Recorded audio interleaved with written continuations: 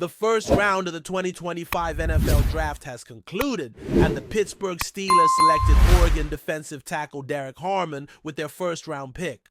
Notably, Chitta Sanders, Jalen Milroe, or any other quarterbacks were not selected. Now, Harmon is a part of the Pittsburgh team and will have the opportunity to work with a player he admires and who influences his playing style. According to his own statements, Cam Hayward, along with Keno Benton on the defensive line. In this post, I'll discuss why this pick is exciting and also analyze the second and third rounds of the draft that will take place tomorrow, highlighting some targets I believe offer great value when the team picks again at number 83. Stay tuned, as we'll be live tomorrow night evaluating who the team decides to add to their roster. If there are any trade moves during the draft, we'll provide full coverage as well. But for now, let's talk a bit about Derek Harmon. We previously posted a quick reaction video about him on this channel earlier today, right after the pick, so I won't go into too much detail here. However, in general terms, this player is incredibly productive and an impactful pass rusher. Additionally, he stands out in run defense. It's interesting to note his stats. He had more pressures, tackles for loss, and sacks than Mason Graham, the defensive tackle picked by the Cleveland Browns when they traded up to the 5th overall pick. So if Harmon can stay healthy, he has the potential to become a more influential player in the league than Mason Graham, who was the first defensive tackle selected. When analyzing the defensive line, expectations are high. The Browns traded down to acquire the 5th overall pick, so if Harmon stays healthy, he could become a more relevant player in the league than Mason Graham.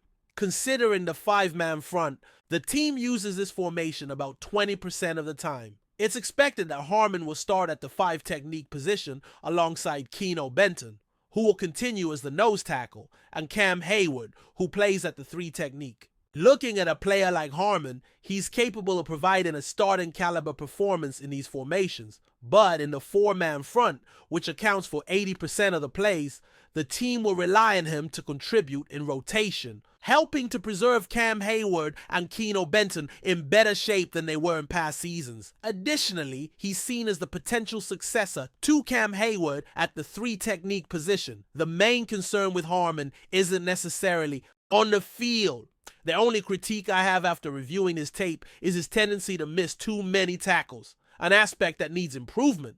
However, his ability to disrupt plays compensates for this flaw. Off the field, the issue centers around a shoulder injury that raised concerns for several NFL teams this year, which explains why he fell to the 21st pick while other defensive tackles like Mason Graham, Kenneth Grant, and Walter Nolan were picked ahead of him. It's clear the Pittsburgh team had their eye on him. They didn't invite Walter Nolan for a top 30 visit or meet with him during the combine, and Kenneth Grant didn't attend his pro day or receive a top 30 visit either. It was evident that Harmon was their target at this position, and they successfully secured him. So credit goes to the coaching staff for their strategic moves. It was clear they received offers to trade down from this spot, reinforcing the idea that they weren't interested in selecting Sanders if they were considering a trade. Nevertheless, Derek Harmon was certainly high on their priority list. They made their selection, and applause is simply a formality for the coaching team in light of their hard work. It was observed that there were discussions about trading down in the draft order, suggesting there wasn't much interest in choosing Sanders if a trade was on the table. Nevertheless, Derek Harmon was definitely a player they were not willing to pass on in such a scenario. Once he became available, he was chosen without hesitation. Now it's time to assess this choice. I invite you to share your opinions in the comments, grading it with an A, B, C, D, or F. This will be the highlighted comment for today. There will soon be a brief pause for advertisements, so take that moment to consider the decision to select Derek Harmon in the first round for the Pittsburgh Steelers. Personally, I would rate it as an A-. The sole reason for not giving a straight A is the shoulder issue linked to Derek Harmon. We might reevaluate this decision 5 years from now, and if he struggles with injuries for 4 of those 5 years, it could lead us to believe he wasn't worth the pick. Once more, the decision maker chose a player with evident injury concerns, raising doubts about his capacity to stay healthy. Nonetheless, I hope Harmon enjoys better luck in terms of health than some have experienced in their careers so far. He undeniably has the potential to be a significant contributor for the Pittsburgh Steelers once he steps onto the field, particularly as a rotational pass rusher. The defensive line of the Steelers faced challenges at the end of last season, and Harmon should be able to provide the crucial depth needed in that regard. This was an identified area of need early in the draft, and the team successfully landed their desired player. Now, as we prepare to move into the second and third rounds of the NFL draft and explore potential picks for the next evening, let's pause for a moment to reflect on the upcoming season as the weather begins to warm. Excitement builds for long walks with a dog and enjoying a baseball game over the weekend.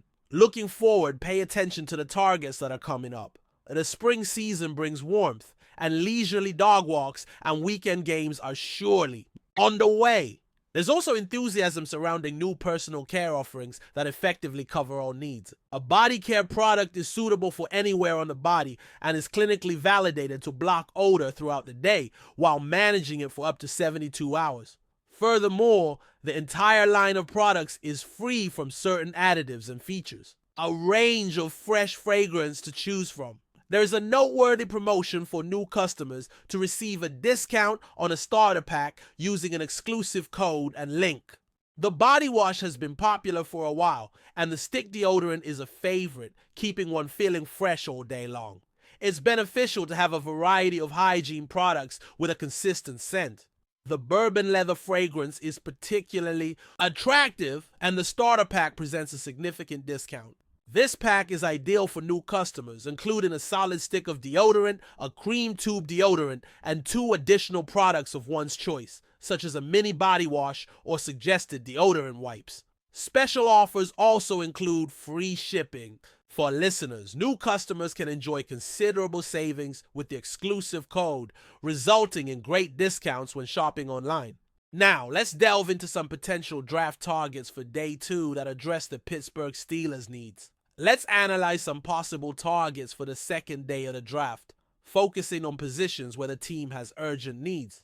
The players mentioned in this discussion are those who would be considered a good pick in the third round if available. Starting with quarterbacks, there is evident anxiety regarding the signing of an experienced player or a talented rookie to the starting role for next season. If there had been a belief that a quarterback needed to be drafted immediately, it would have been expected for one to have been chosen earlier, but that didn't happen. This suggests confidence in finding good talent at that position in the middle rounds. If a certain player is still available in the third round, it would be reasonable to suggest drafting him, as he would have the opportunity to develop under the mentorship of a veteran quarterback.